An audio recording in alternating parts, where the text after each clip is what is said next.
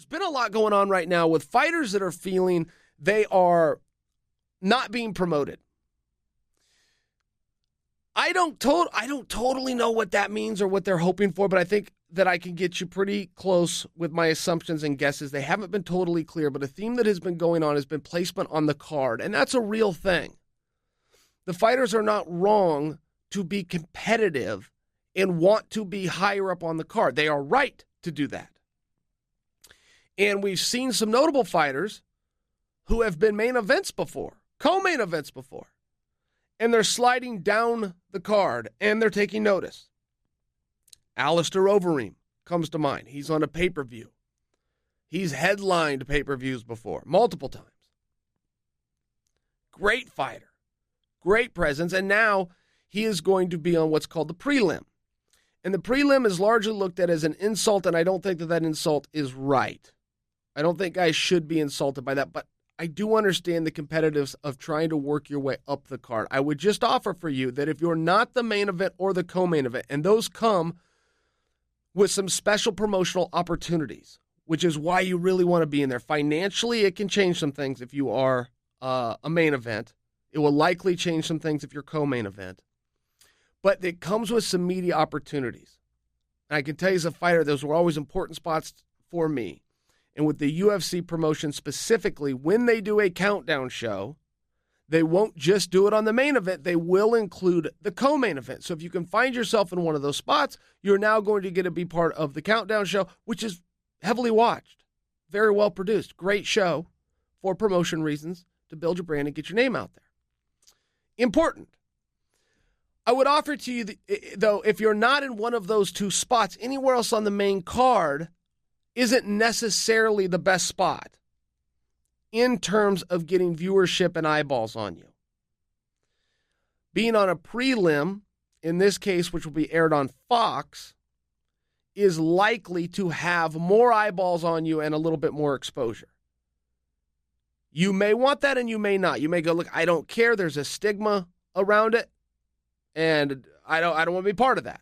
I won't tell a fighter how to look at that. I will just offer to you that it is not always an insult. Quite the opposite. I can think of times that Uriah Faber was the main event of the prelim. Conor McGregor was the main event of the prelim. That actually happened. The debut of FS1, Conor McGregor headlined the prelim. Did great numbers. Did great things for his career. So I will just offer to you that somewhere along the way, that prelim's gotten looked at a little bit wrong. And the one thing that the UFC specifically does that a lot of people still have not realized yet is they will put on 4 shows in one night. They will first put on a show on Fight Pass. That's where you have to go. That's the destination. That's where it lives. They will then, at a time in their career, they were doing Facebook. You guys will remember the Facebook fights. You would then go into the Fox card or the FS1 card. Well, that's going to come all the way with an FS1 prelim main event. That's the spot that Uriah Faber had taken that I just referenced, or that Conor McGregor had taken that I just referenced. Those are very good spots, but those are a show. People always look at it as just one show because you open the doors one time and you set up the cage one time. This is where everybody has gotten so confused on the business side of MMA, where the reporters just can't understand where the profits are. I go, wait a minute, I know what you did at the gate. I got a good guess on what you did on pay-per-view. And then they think that they know your business. They've never caught on to the fact of, no, for one setup cost, for one venue cost, we're getting 3 shows.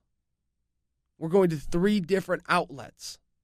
And if they understood how distribution works, they would understand this is the pinnacle of the expression, having your cake and eating it too. They then will roll over into a pay-per-view portion.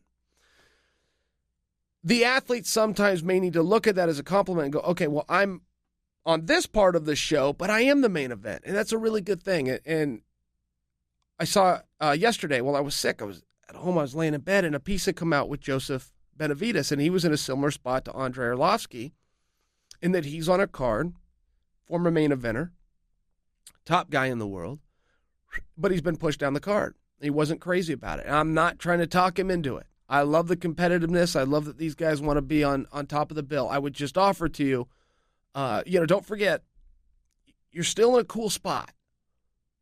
You're still getting to go out there. You still are part of the show. You're still in the organization.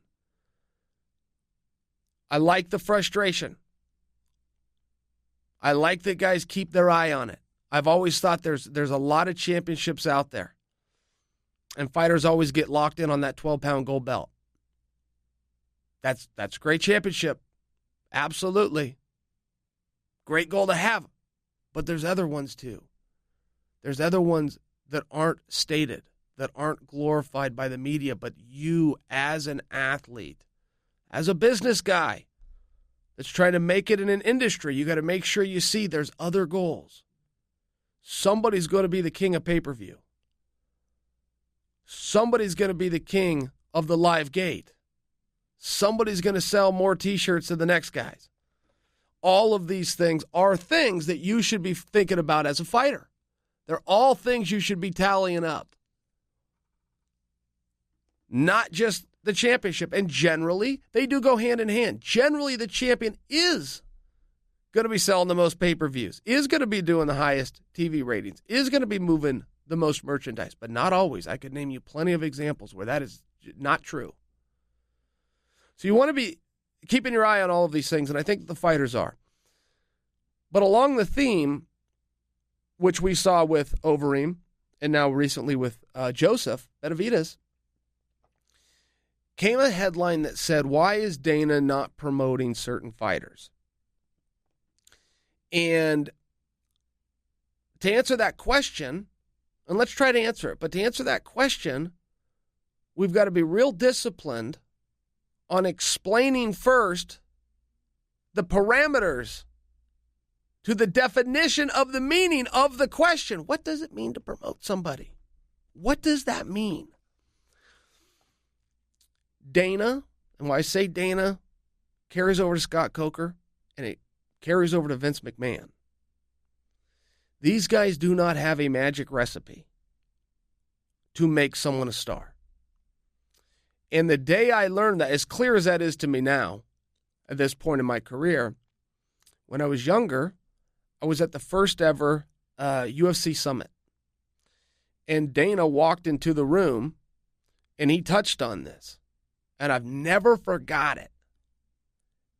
And everybody sat back like, oh my goodness, I didn't know that. I was one of those guys. He said, hey guys, I don't know what it takes to make a star. Everybody looks back. We all thought this guy was the decision maker on who becomes a star. He goes, no. He goes, no. The recipe's different all the time.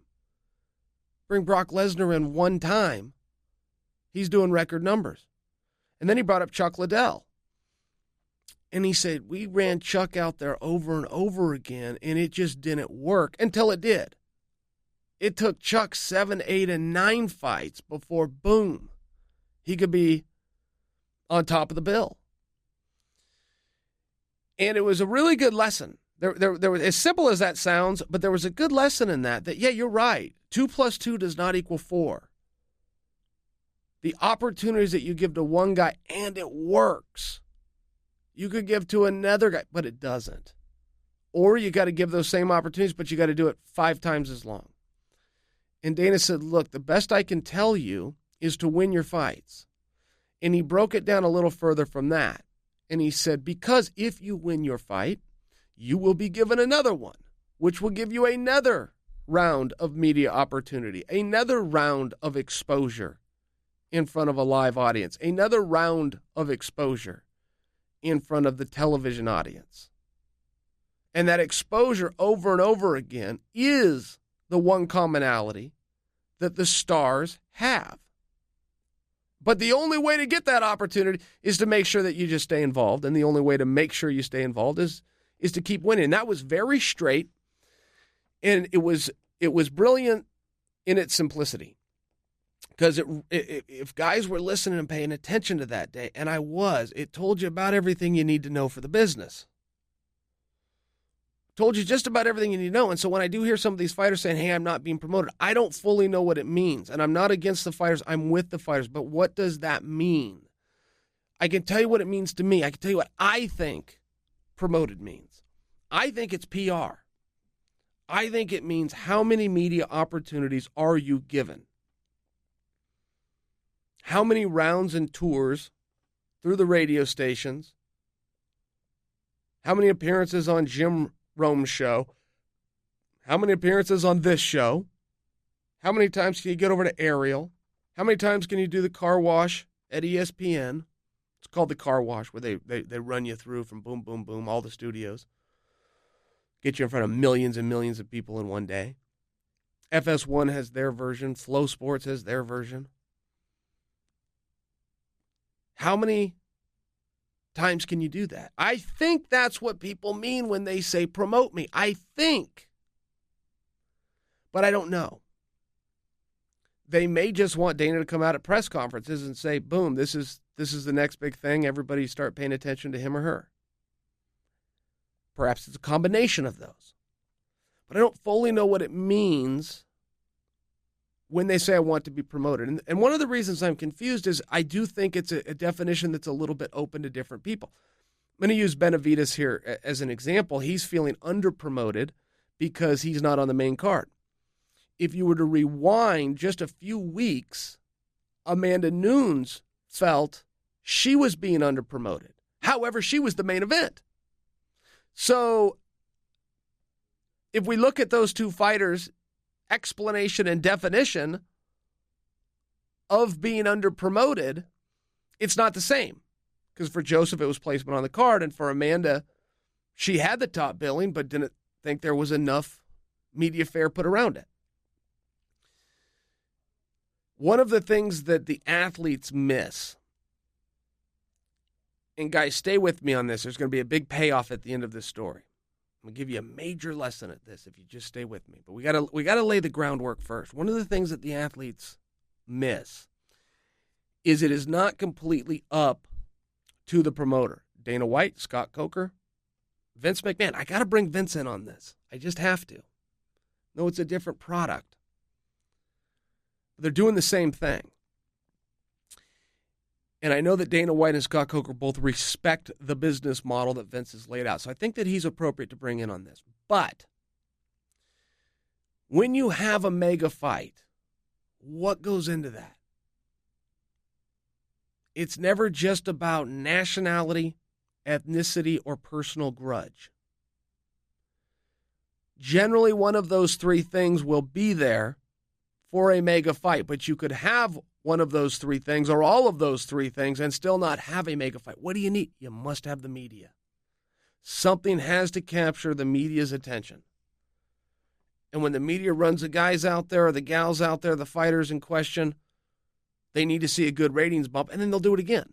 And they'll do it again, and they'll do it again. And they'll do it all before the finish line, which is the fight.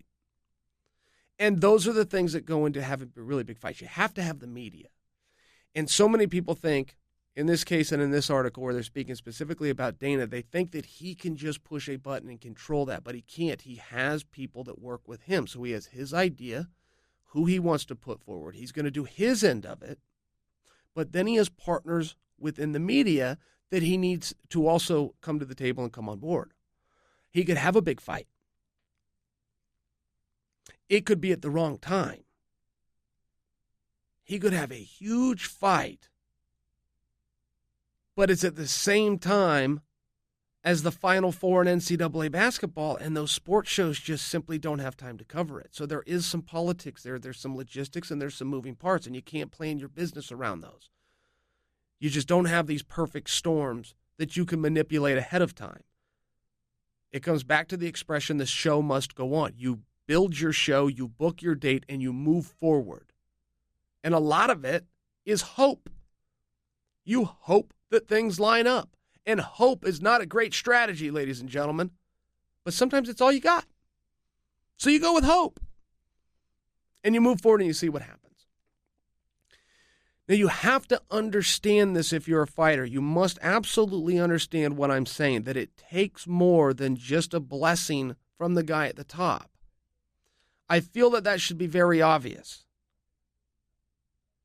Dana, I will assure all of you, Scott Coker and Vince McMahon as well, are not being stingy with making somebody a star.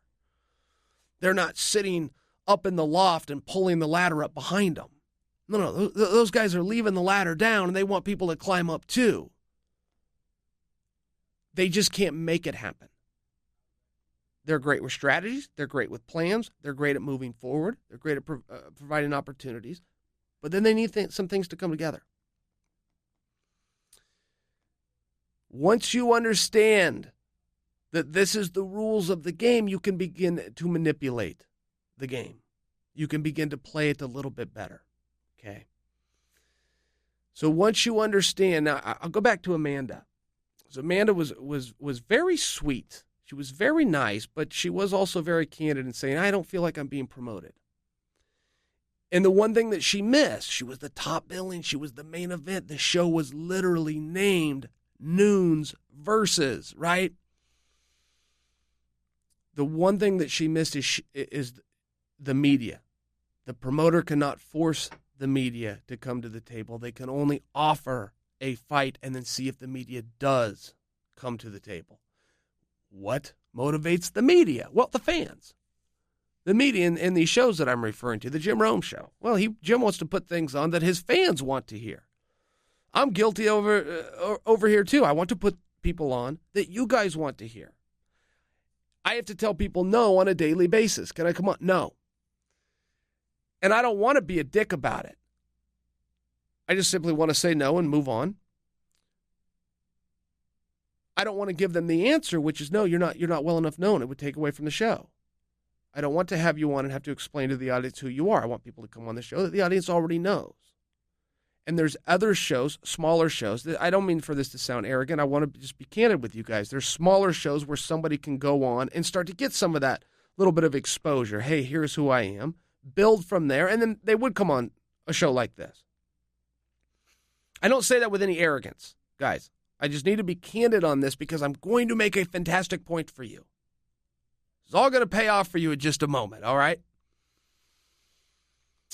But you do have to understand that that's the way that it works. So when Amanda comes out and says, hey, I'm not being promoted, when she's the main event and in the top, none of this is against Amanda. I'm just using her as an example because I know that you guys can relate, and she just fought.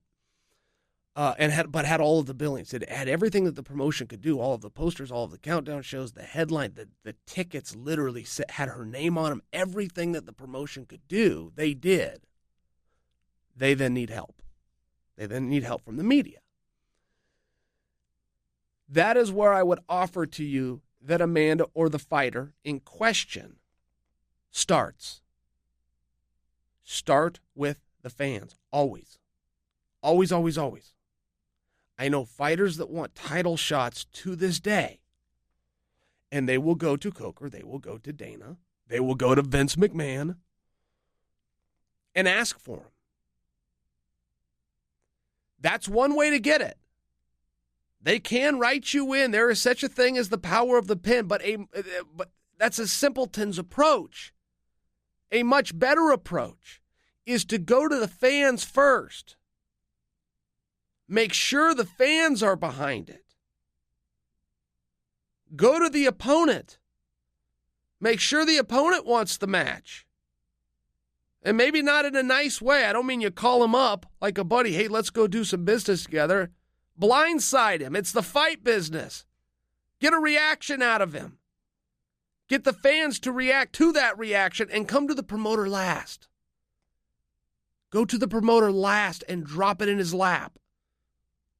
Here, this is done. Fans want this. Media wants this. I want it. He wants it. Oh, okay. Well, let's sign here. That is to remind you exactly what Floyd and Connor did. That is exactly how that came about. The last one to come to the table was the promoter, who thought it was a silly idea at first. But those guys went to the fans. And then they got to the media. Promoters got to say yes. When you understand that this is how this business is done. And it needs to be done in that order. Even when the promoter says, yes, look, if you don't follow my theory here, yeah, a lot of people get fights that they didn't do anything intellectually to earn. They just worked their way up the rankings, and a show was coming up, and boom, they took the spot. But those weren't mega fights, and some of them were world title fights. Some of them were the biggest opportunity that athlete will ever have that he worked his entire life for. Excuse me. Sacrificed his entire life for. And it'll still fall flat. Because he didn't follow the appropriate order. He got his opportunity. But if he would have done the order right, go to the fans first, bring the media in, go to the promoter last. If they would have done that, it would have been a huge fight. It would have been a huge opportunity.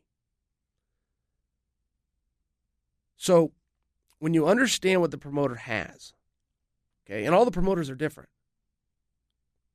Coker and Dana don't have the same thing. They have different things. Maybe you like that. Maybe that's what makes you choose your promoter. Great. But with whatever company you're with, you want to look at what they have. What do they have digitally? What do they have on cable? What do they have on satellite? What do they have on pay-per-view?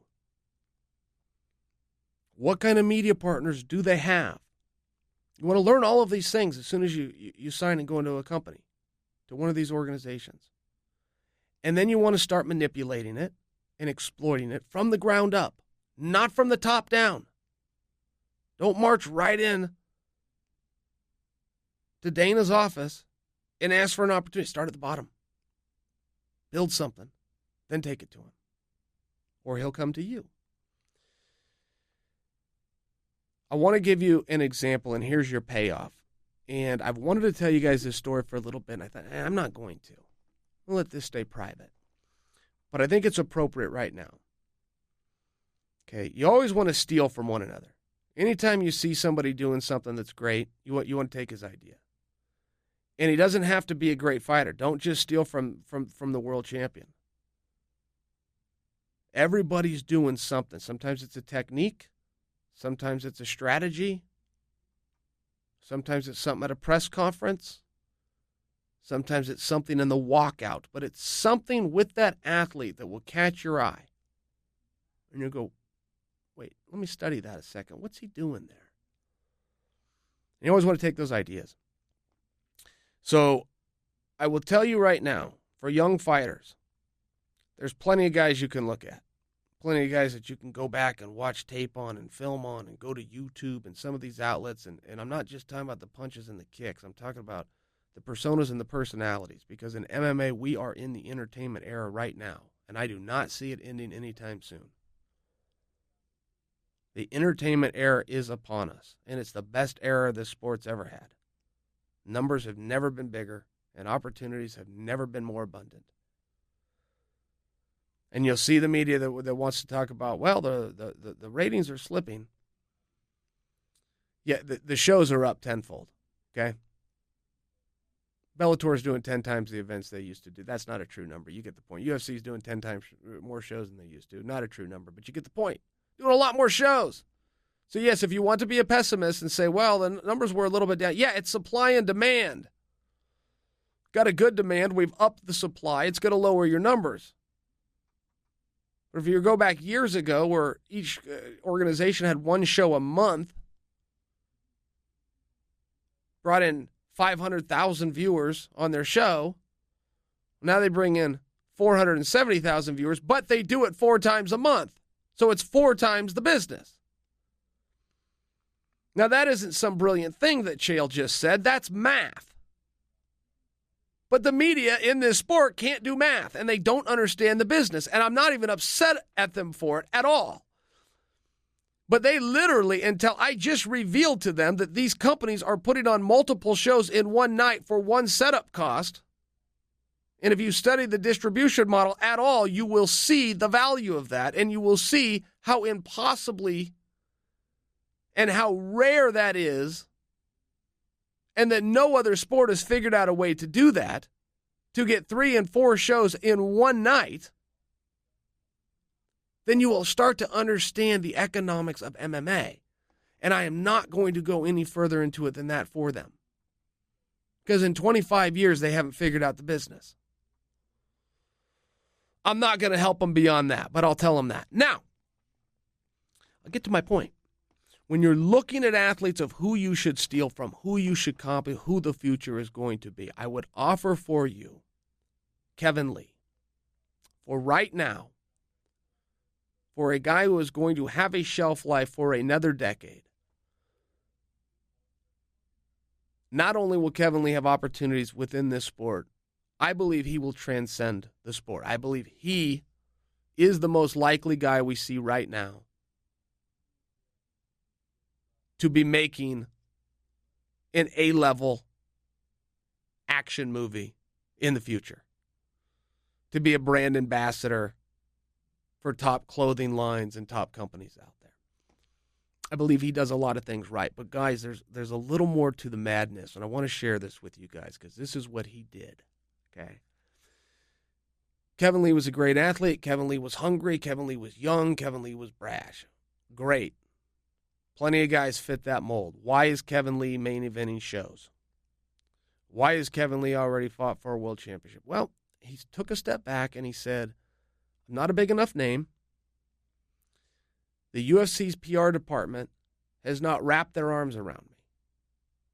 They're not putting me on these shows. They're not calling up and brokering and facilitating for me to go out and be on the top shows. I'm not high enough up on the card to default into those opportunities.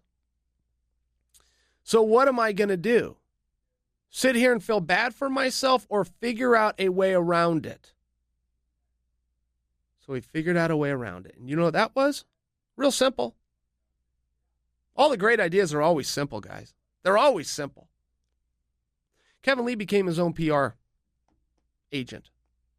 Kevin Lee began contacting shows. I was one of them. I didn't have an interest in having Kevin Lee on for the very reason that I laid out for you guys earlier. I don't want to bring somebody on unless you know exactly who he is and you find him interesting. At which point, a year ago, Kevin Lee did not fit that bill. So Kevin Lee goes, well, I really want to do the show. And he was persistent, and he stayed on it, and he was friendly, and he was nice. Simple laws of life. And then he sweetened the pot. He said, well, Chael, instead of calling in like some of your other guests, I'll go to the expense of booking a plane ticket. I will fly out there to Portland. I will walk into your studio so that the quality is better. Okay, fine. That's a fine sell for me. That's not what did it. It was the fact that he was willing to do this. You just can't tell a guy no anymore.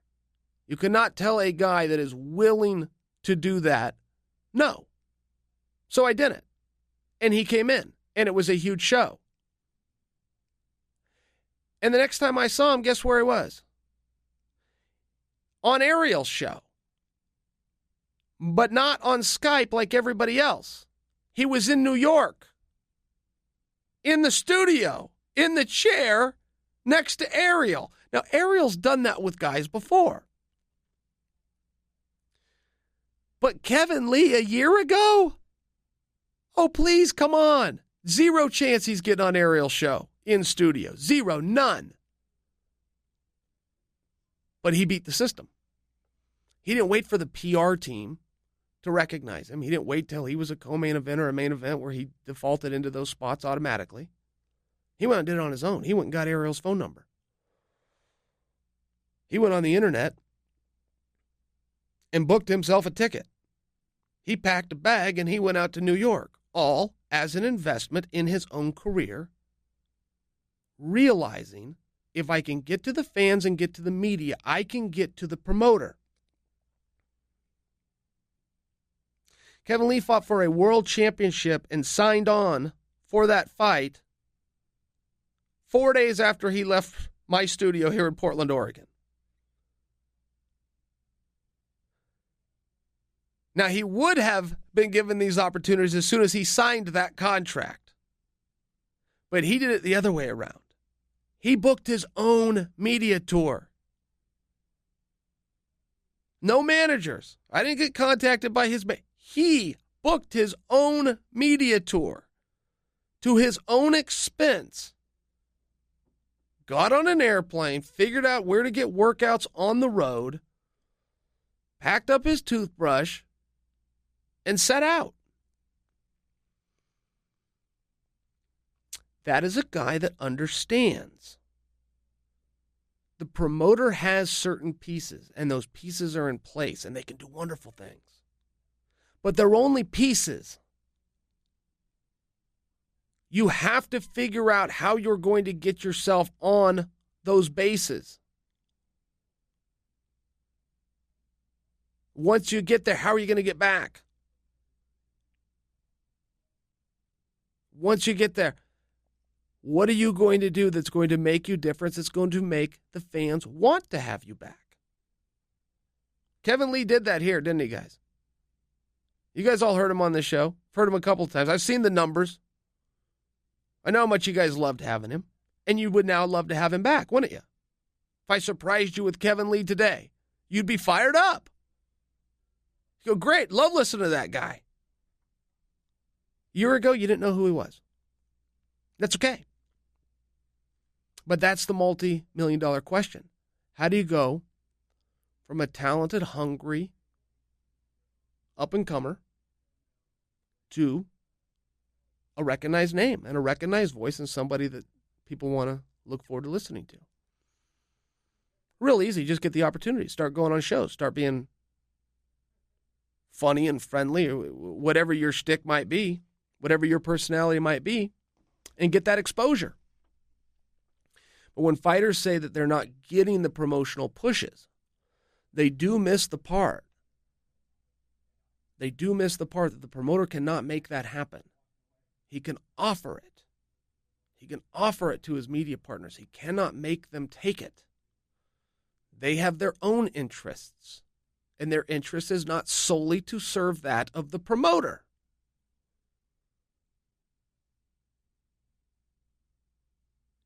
It is incumbent on fighters to promote themselves. And they will get very lost in that concept. What does that even mean?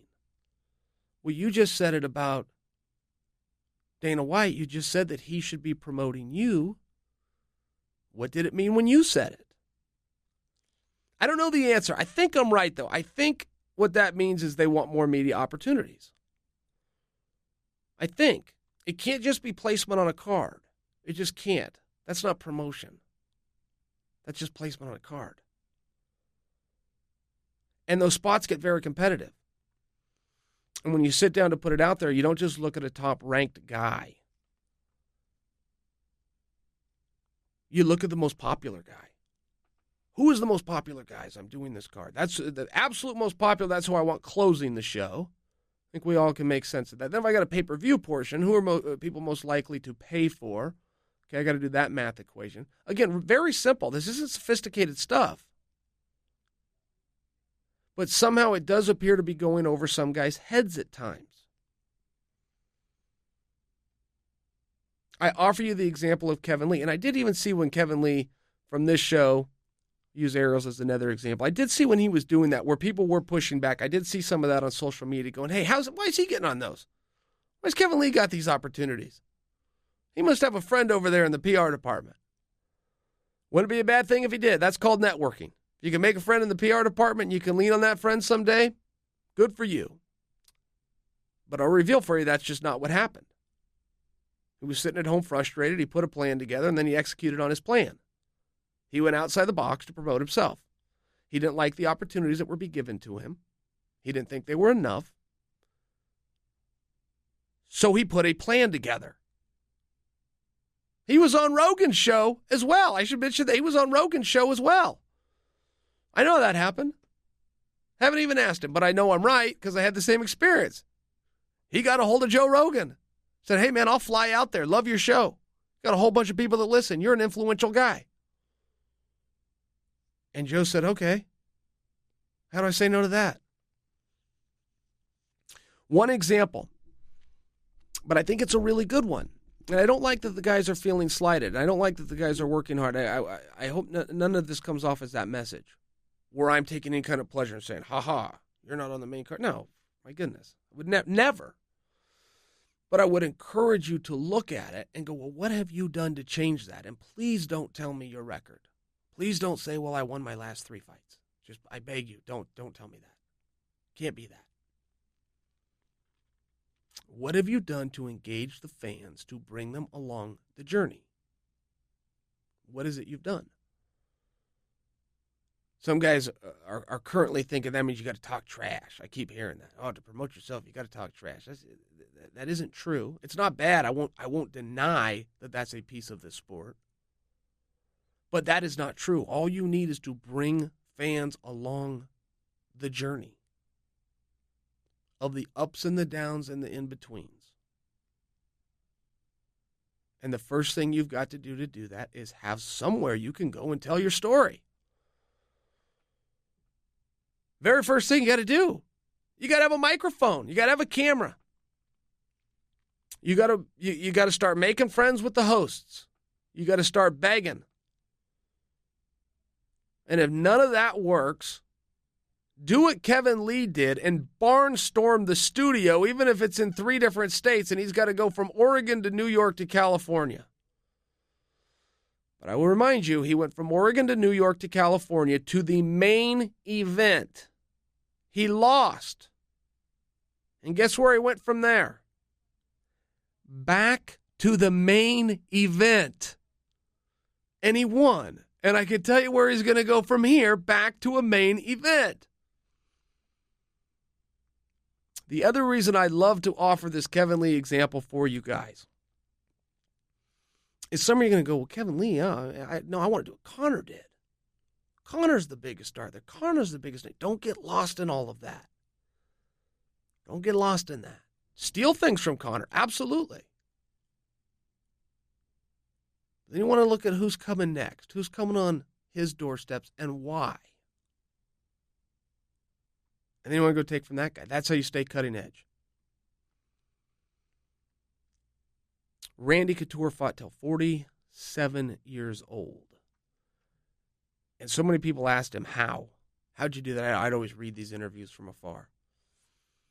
And he tried to answer the question, but I'm not even sure Randy knew the answer. I feel like I have the answer. I feel like maybe even I have maybe a better impression of why his career lasted so long, even than he does. When he was out here in Oregon, he would always go train with the kids. He would go to Centennial High School specifically, and he would wrestle with the high school kids, 14 and 15 and 16 and 17 and 18. And it was probably awkward being a grown man and having to go in there and try to keep up with these kids. But it's how he made sure nobody passed him up. There was never going to be that next generation of cutting-edge techniques and intricacies that was going to pass him up, because he stayed with them. Same thing needs to go when you're marketing yourself. Don't just look at Conor or go look at what Ronda did. Make sure you're looking at who's coming next. Vince McMahon is very famous for telling his guys, I will give you nothing but an opportunity. I have these platforms and I have these outlets and I have these abilities to expose you. I will put you on those platforms and outlets and give you that exposure. But what you do with it to maximize it and capitalize on it is up to you. And if you don't do it right and it doesn't resonate, I give that opportunity to someone else. There's nothing cold about that. That's just a very direct approach that ratings matter in the entertainment business. And when we have a scratch, we don't make the same mistake twice. So you will be given an opportunity, but make sure you maximize on it. And it can be frustrating for me to hear fighters say, yeah, but I won 4 fights in a row. If you didn't leave a mark to where the fans know that you made and won those fights. Then it didn't happen. Perception is reality. And to prove my point, it goes to the opposite side of the tracks. There are guys who have lost 4 fights in a row. But you forget, you don't even know. You forget. You just know you want to see that guy. I can't remember what Vitor's record was towards the end before he retired. I can't remember. I watched all of his fights. There was just something else there with him. He was lucky. He was an anomaly. He was one of those guys, the outcome didn't matter. Vanderlei Silva would be a fine example. The outcome of Vanderlei's fight just don't matter. People are coming back. There's something else there. Brock Lesnar would be a fine example. There's something else there. And I'm not saying that you need to hold out your entire career and all of your hope for these anomalies, and if you can't do what they did, then you have somehow failed. No, not in the least. I'm just saying make sure that you understand the pieces and the order, and then manipulate it however you will. But if you sit back as though the promoter is dad, and dad is going to look out for you and all of the kids the same, and he loves you all equally, and that there is fair treatment, you'll be missing the mark. The promoter has to answer to his media partners. The media partners are going to look at the ratings. The ratings are reflected by the fans. So I would encourage you to understand your first step needs to be the fans, and then go from there. Kevin Lee broke the rules. He looked at the rules. These media opportunities go to the main event. The scraps that the main event guys are too busy to do go to the co-main event. And that's it. Then we're going to do some digital stuff and a little bit of programming and a .com interview here or there for the rest of the card. And we're going to look forward to the next event. Wash, rinse, and repeat. Kevin Lee looked at the rules and said, that doesn't work for me, so I'm going to come up with something else. I've got a cell phone and a credit card, and I'm going to figure it out from here. And he did.